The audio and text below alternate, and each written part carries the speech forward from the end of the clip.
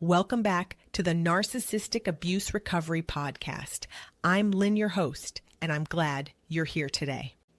Before we dive in, let me tell you what we're going to cover in this episode. We're going to discuss 3 powerful manipulation tactics that keep people trapped and compliant. First, we'll explore the illusion of choice and how you can be given options that don't actually give you any real power. Then we'll look at triangulation and division with a deep focus on the scapegoat role and how it functions in families and beyond. Finally, we'll examine dependency and learned helplessness, understanding how these create situations where you feel stuck with no way out. You are in for a wild ride.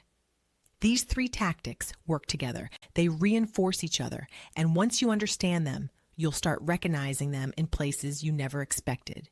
If you've been in a relationship with a narcissist, you already know these tactics intimately. But what might surprise you is how the same exact patterns show up in your workplace, in organizations, and in systems you interact with every day. The playbook doesn't change, only the scale does. So let's get into it. To start off, we're going to talk about the illusion of choice. This is when someone gives you options, but they've already decided the outcome. You feel like you're in control, but you're really not.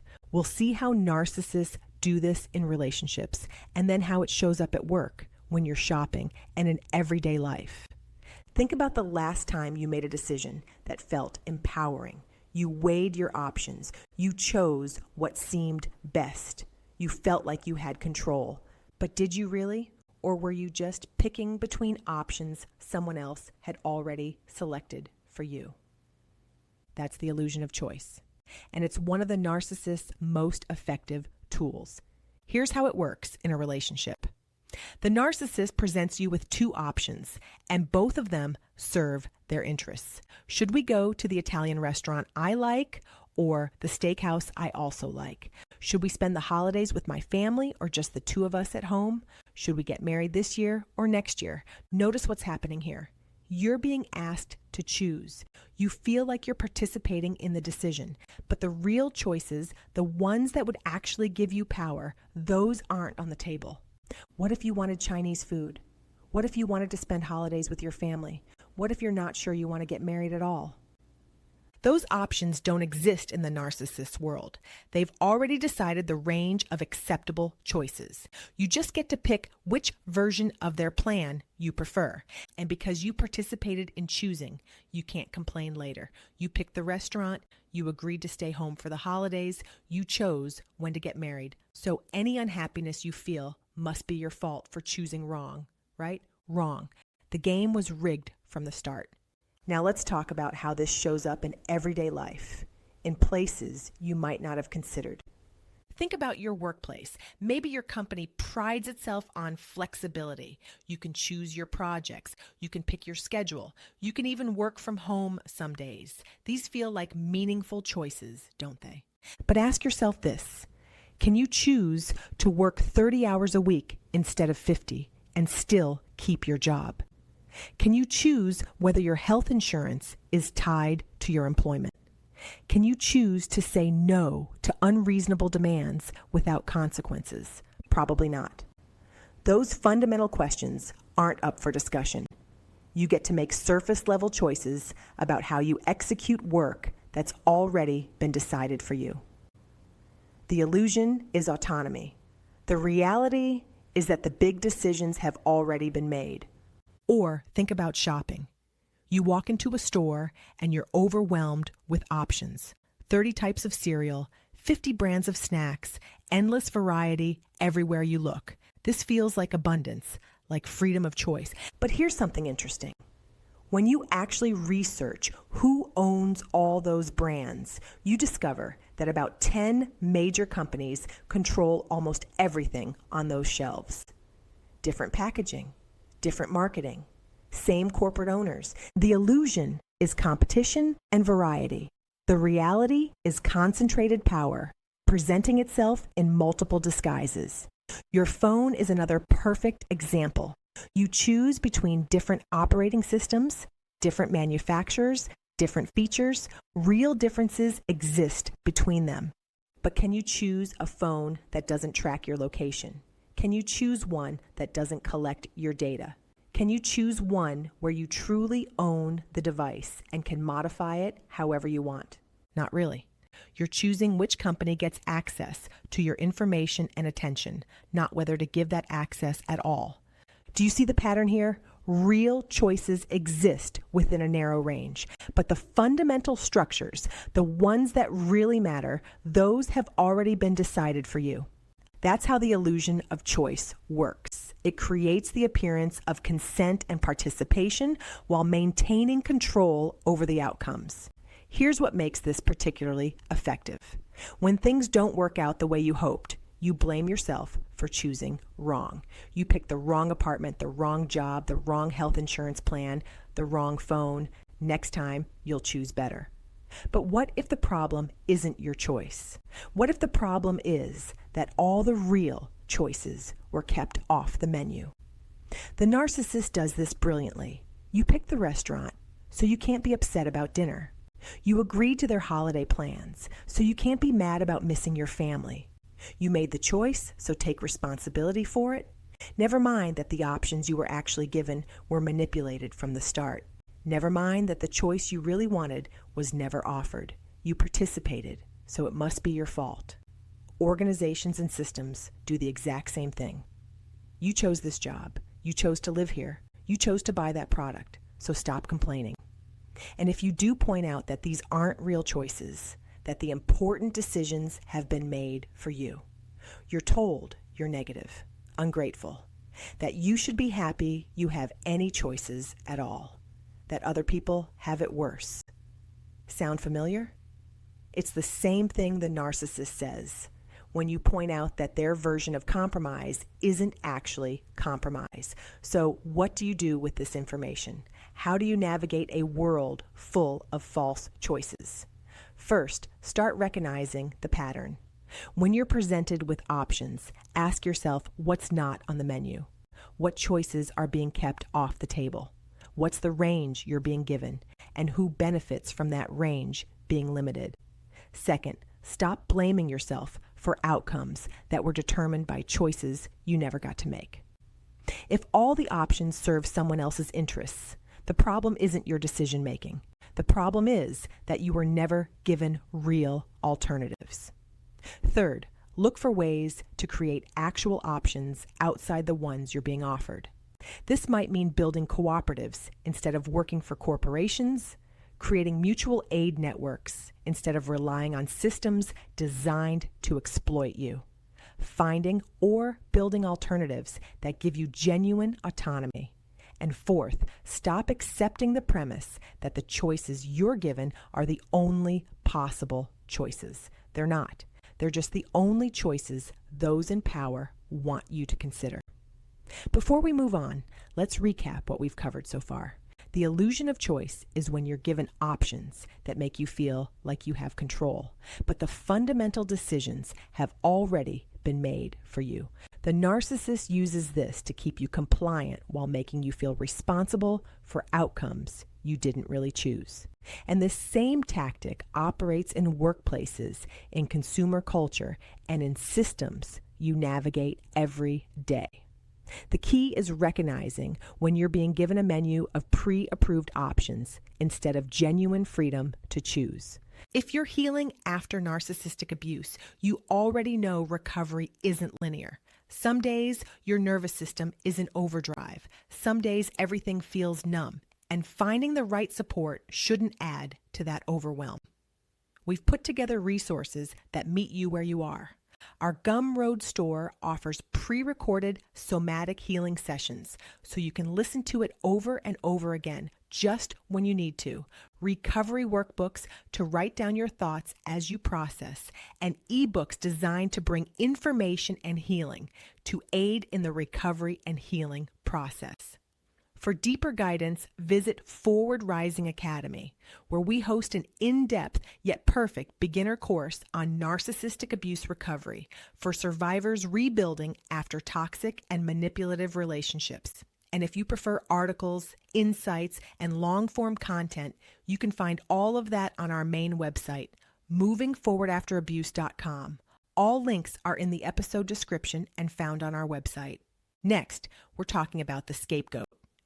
Every narcissistic family has one person who gets blamed for everything. We're going to look at why that happens, how that person gets chosen, and what purpose it serves. If you've been the scapegoat or seen someone treated this way, you'll understand why it's never actually about their behavior. Now, I want to talk about something that might hit close to home for a lot of you, triangulation, and specifically the role of the scapegoat. If you grew up in a family with a narcissistic parent, you know exactly what I'm about to describe. There's always someone who gets blamed for everything. Always someone who can't do anything right, no matter how hard they try. Always someone who's somehow responsible for all the family's problems. That person is the scapegoat. And I want you to understand something crucial. Being the scapegoat has nothing to do with that person's actual behavior. Nothing. The scapegoat serves a function, a very specific function, in maintaining the narcissist's control over everyone else. Let me break this down. In a typical narcissistic family system, you usually see a few key roles. There's the golden child who can do no wrong and reflects glory back onto the narcissistic parent. There's the invisible child who stays quiet and out of the way to avoid attention. And there's the scapegoat who absorbs all the blame for everything that goes wrong. Now, here's the question you need to ask. Why does the narcissist need a scapegoat? What purpose does this serve? The scapegoat is essential because when one person is designated as the problem, everyone else can avoid looking at the real issues, the narcissistic parent's abuse, the family's dysfunction, the ways everyone is actually suffering. As long as the scapegoat exists, all that pain and dysfunction gets projected onto one person. If only Sarah wasn't so difficult, this family would be fine. If only Marcus would just behave, we wouldn't have these problems. If only Jennifer would get her act together, everything would be peaceful. The scapegoat becomes the dumping ground for everything the family doesn't want to acknowledge about itself. And here's something that might surprise you.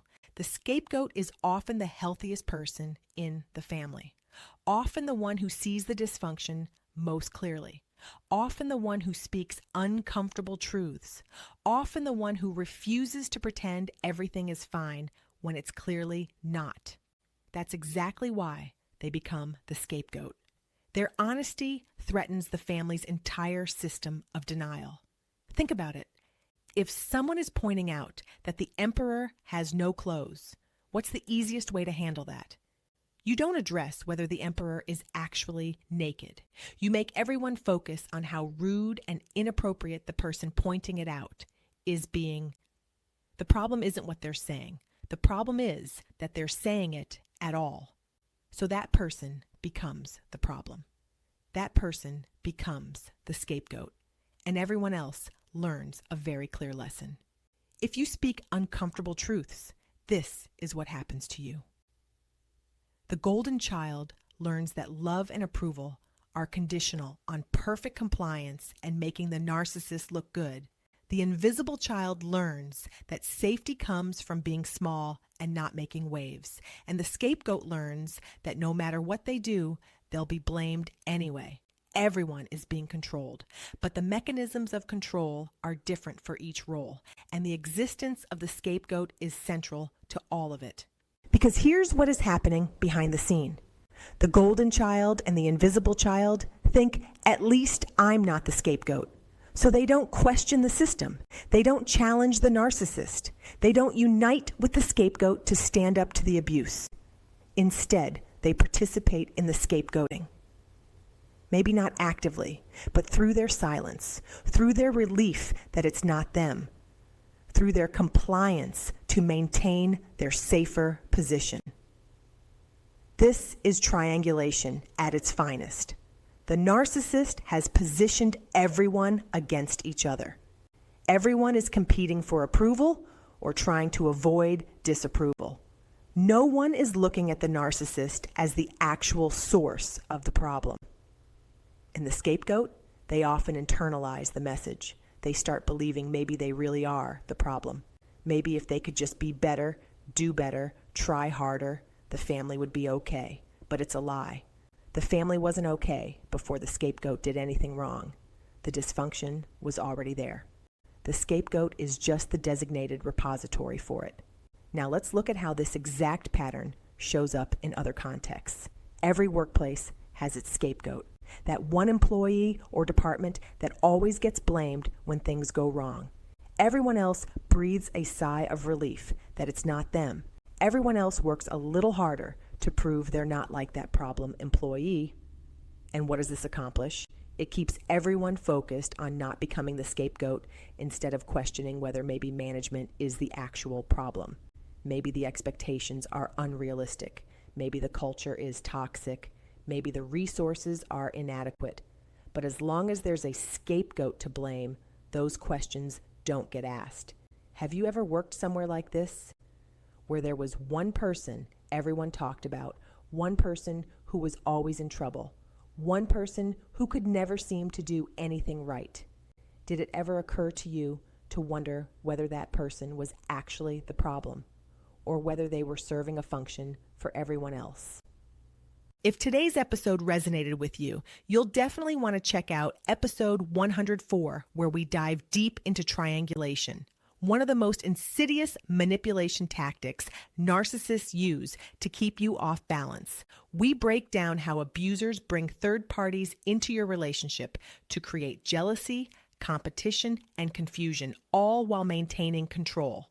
You'll learn to recognize when someone's playing you against others and why this tactic is so effective at destroying your confidence. Episode 104 is waiting for you in the feed, and trust me, the pieces will really start clicking into place. And if you're ready to go even deeper, episode 103, The Awakening. How narcissistic abuse patterns are embedded in every system women face is a powerful 40-plus minute deep dive that will completely shift how you see the world around you. We explore how the same manipulation tactics used by individual narcissists are woven into workplace cultures, healthcare systems, religious institutions, and even family structures.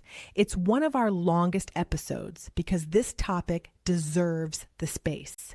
If you've ever felt gaslit by a system, not just a person, episode 103 will validate everything you've been experiencing. Fair warning, it's intense, but it's the kind of episode that changes how you move through the world. Organizations do this too. Companies will identify one location or one team as underperforming and make them the focus of all criticism. Meanwhile, systemic problems that affect everyone get ignored because leadership can point to the scapegoat and say, see, that's where the problem is. Now let's talk about what this feels like if you're the scapegoat. It's crazy making. You can work twice as hard as everyone else and still be criticized. You can follow every rule and still be blamed when things go wrong. You can have clear evidence that you're not at fault and still somehow be responsible. Because it was never about what you actually did. It was about the role you were assigned in the system. And here's the cruel part. Once you're designated as the scapegoat, almost nothing you do will change that designation. You could become perfect and you'd still be criticized. You could leave and they'd find a new scapegoat. But while you're there, you're it. Because the system needs a scapegoat to function. The narcissist needs someone to project onto. The organization needs someone to blame. Your actual behavior is almost irrelevant. Let's recap this section before we move on. Triangulation involves creating divisions between people to maintain control, and scapegoating is a specific form of this, where one person is designated to absorb all blame. The scapegoat isn't chosen because of their behavior. They're chosen because the system needs someone to project dysfunction onto. This keeps everyone else compliant, competing, and focused on the wrong target. Whether in families or organizations, the pattern is the same. And the way out is recognizing the function the scapegoat serves rather than buying into the narrative that they're actually the problem. Before we move into our final segment, let's take a moment to pull together everything we've covered so far, because these patterns build on each other, and understanding how they connect makes them easier to spot. We started this episode by looking at the illusion of choice. Remember, this is when you're presented with options that make you feel empowered and in control, but someone else has already decided the boundaries of what you're allowed to choose. The narcissist does this in relationships by giving you limited options that all serve their interests. Should we go to my favorite restaurant or my other favorite restaurant? Should we spend holidays with my family or alone? You get to choose, but only from their pre-approved menu. This same pattern shows up everywhere. At work, you might get flexibility in how you do your job, but you can't choose whether to work reasonable hours for livable wages. When shopping, you see endless brand variety, but a handful of corporations own almost everything on the shelves. With housing, you can pick which apartment to rent, but you can't choose to pay a fair percentage of your income instead of half your paycheck. The illusion is participation and control. The reality is that fundamental decisions have been made for you. And because you participated in choosing from the limited options you were given, you end up blaming yourself when things don't work out. You picked wrong. You should have chosen better. Except the game was rigged from the start. Then we moved into triangulation and scapegoating. This is where things get really manipulative. The narcissist needs someone to blame, someone who absorbs all the criticism, all the family dysfunction, all the problems that no one wants to acknowledge. That person is the scapegoat. And here's what matters most and is key. The scapegoat isn't chosen because of their behavior. They're chosen because the system needs someone to project all its dysfunction onto. Often, the scapegoat is actually the healthiest person in the family, the one who sees the problems most clearly, the one who refuses to pretend everything is fine. So they become the problem, and everyone else learns to stay quiet, stay compliant, compete for approval, and avoid becoming the next target. The golden child gets conditional love for perfect performance. The invisible child stays safe by staying small.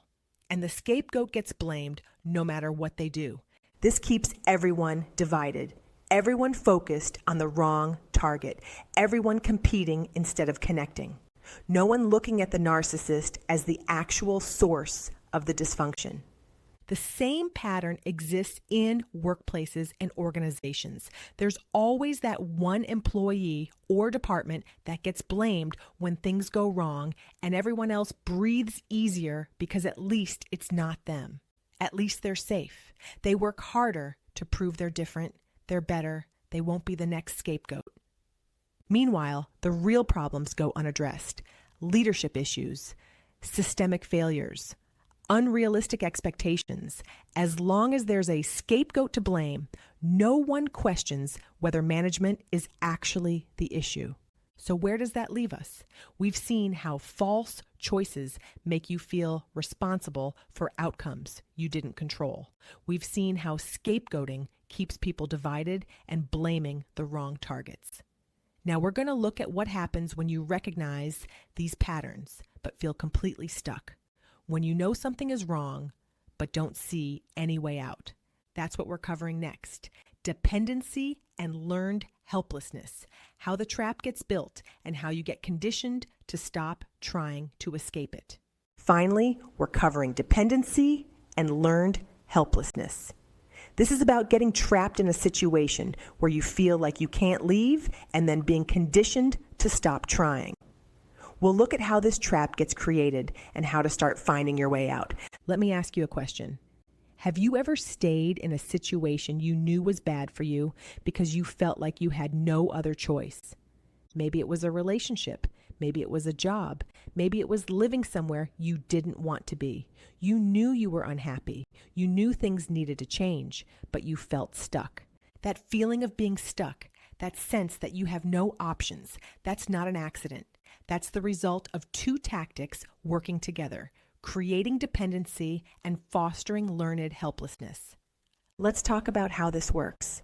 In an abusive relationship, the narcissist doesn't just want to control you in the moment. They want you to need them. They want you to feel like you can't survive without them, and they're strategic about making that happen. It starts subtly. Little suggestions here and there. You don't need to work. I'll take care of us. Why don't we move somewhere new, just the two of us, for a fresh start? You're so stressed managing the money. Let me handle our finances. These suggestions sound caring, don't they?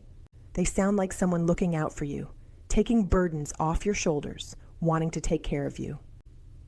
But what's really happening? You're being isolated from your support system. You're losing your financial independence. You're letting skills atrophy. You're becoming dependent.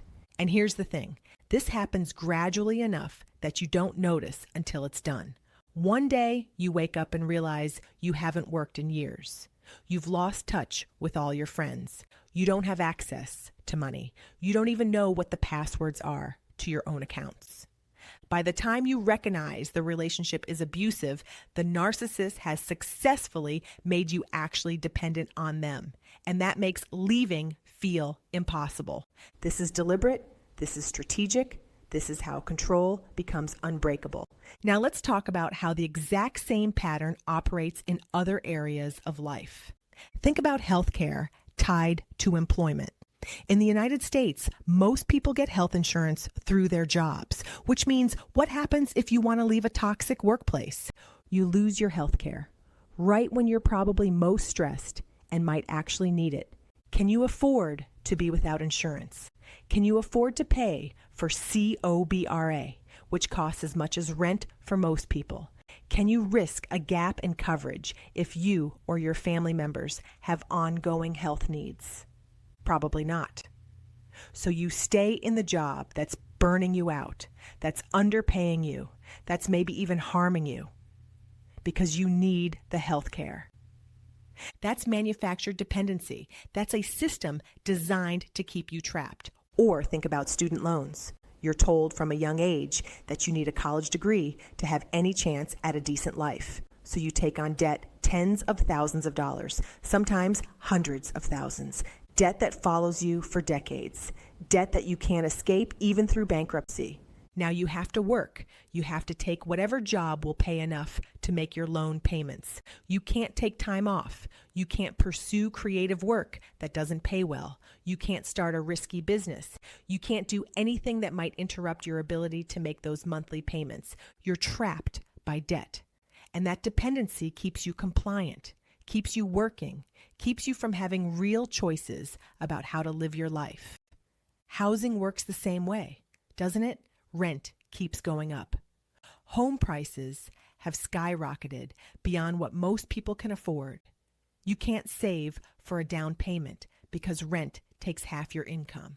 You can't move to a cheaper area because that's where the jobs are. You're geographically trapped by economic necessity.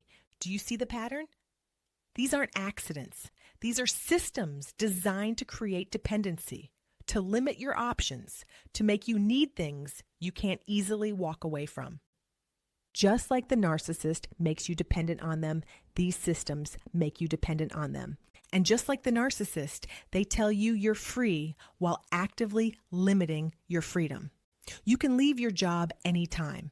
Technically true, practically impossible without health care. You can move anywhere you want. Technically true. Practically impossible without money. You can quit and pursue your dreams. Technically true. Practically impossible with loan payments due every month. The freedom is theoretical. The dependency is real. Now let's talk about what happens psychologically when you're trapped like this. This is where learned helplessness comes in. Learned helplessness is what happens when you try to change your circumstances over and over and fail every time. Eventually, you stop trying. You accept your situation as unchangeable, even when it might not be. In an abusive relationship, this happens through cycles. The narcissist promises to change. Things get better for a little while. You feel hopeful that maybe this time it'll stick.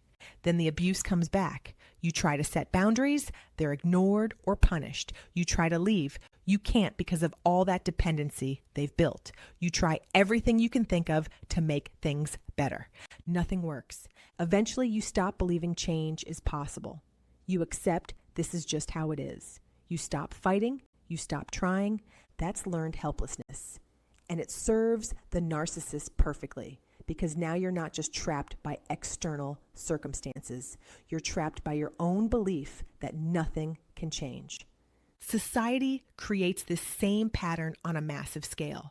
Think about how many people have tried to improve their circumstances and failed. How many people have worked hard and stayed poor? How many people have done everything right and still struggled? After enough failures, many people stop believing the system can work for them.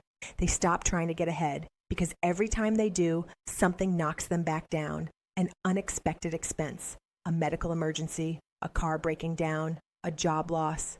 Eventually it starts to feel pointless. Like the game is rigged, like no matter what you do, you can't win. And you know what?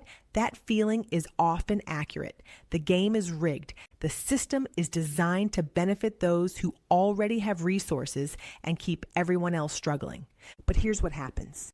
When you stop believing you can change your circumstances, you stop trying. You accept low wages. You accept bad working conditions. You accept exploitation. Because what's the point of fighting if nothing ever changes? That serves power perfectly. People who believe they're helpless don't organize, don't demand better, don't fight back. They just accept that this is how things are. The dependency creates the trap. The learned helplessness keeps you from even trying to escape. That's what learned helplessness does. It makes you give up before you've actually exhausted your options. In workplaces, this looks like employees who have tried to push back against unfair treatment and been shut down, who have asked for raises and been told no, who have reported problems and been ignored. Eventually, they stop asking, they stop reporting, they accept that this is just how it is here. And management loves that because compliant employees who don't ask for more, who don't complain, who just accept whatever they're given, those are easy to control. The dependency keeps them there. The learned helplessness keeps them quiet. The narcissist wants you to believe you can't survive without them. The system wants you to believe you can't change it. Recognizing both of those as manipulation tactics designed to keep you compliant, that's where your power starts. Before we wrap up this section, let's summarize once again. I know these episodes are meaty and they cover a lot of ground. In a condensed fashion, I know we jam-pack a lot of information into these episodes. I want you to be able to receive the full benefit of understanding narcissistic abuse and how it's not only in relationships, but in systems, organizations, deeply embedded into cultures, thought patterns, that it becomes unrecognizable at times. If you are enjoying this episode and have benefited from it, share it, drop a comment on Apple Podcasts, or give us a thumbs up wherever you listen to your podcasts. Let's bring everything together. Today we've talked about 3 powerful control mechanisms. The illusion of choice, which gives you just enough participation to feel like you're in control while keeping real power out of your hands. Triangulation and scapegoating, which keeps people divided and blaming the wrong targets instead of uniting against actual problems.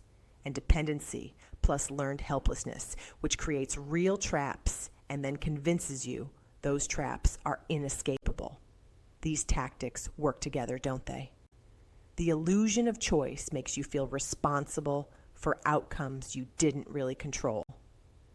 Scapegoating directs any frustration toward the wrong people, and dependency combined with learned helplessness keeps you from believing you can change anything, even if you wanted to. In narcissistic relationships, you see all 3 operating at once. You're given false choices and blamed for the consequences. You're pitted against other people who might help you. And you're made increasingly dependent while being conditioned to to believe you're helpless to change your situation. In workplaces, organizations, and larger systems, you see the same patterns: limited choices that don't address fundamental problems, scapegoats who absorb blame while real issues go unaddressed, dependency structures that limit your options, and psychological conditioning that makes you stop trying to create new ones. The patterns are identical. The scale is different. The mechanisms are the same. And here's what I want you to understand. Recognizing these patterns isn't about becoming cynical or despairing. It's about seeing clearly, because you can't change what you can't see. You can't resist manipulation you don't recognize. You can't build alternatives to systems you think are natural and inevitable. Seeing the manipulation is the first step to freedom from it. Understanding how dependency is manufactured is the first step to building real independence. Recognizing learned helplessness is the first step to reclaiming your power. If you've been in a narcissistic relationship, you've already done the hard work of learning to see these patterns. You've already learned to recognize manipulation. You've already learned that things that seem normal can actually be strategic control tactics. That awareness, those skills, they apply to so much more than just intimate relationships. They help you navigate workplaces. They help you evaluate organizations. They help you see when you're being given false choices or positioned against people who should be your allies. Your healing from narcissistic abuse isn't just personal. The clarity you've gained, the patterns you've learned to spot, the boundaries you've learned to set, those are tools that serve you in every area of life. So keep asking questions. Keep refusing to accept false choices as your only options. Keep building connections with others instead of participating in scapegoating. Keep creating independence wherever you can. Keep believing that change is possible even when you've been conditioned to believe it's not. The narcissist's power came from your isolation, your confusion, your despair, and that power broke when you started seeing clearly. The same thing applies everywhere else. Systems that rely on these tactics lose power the moment you see through them and start connecting with others who see them too. For more information on narcissistic abuse recovery, visit movingforwardafterabuse.com, where you'll find over 250 articles on manipulation tactics, recovery stages, and rebuilding your life after abuse, plus additional resources on our Gumroad page and our course on narcissistic abuse recovery. This is Lynn, and this has been another episode of the Narcissistic Abuse Recovery Podcast. I'll see you in the next one. This podcast is for educational and informational purposes only. The content shared is not a substitute for professional mental health advice, diagnosis, or treatment. If you are experiencing a mental health crisis, please seek help from a qualified professional or contact a local crisis hotline.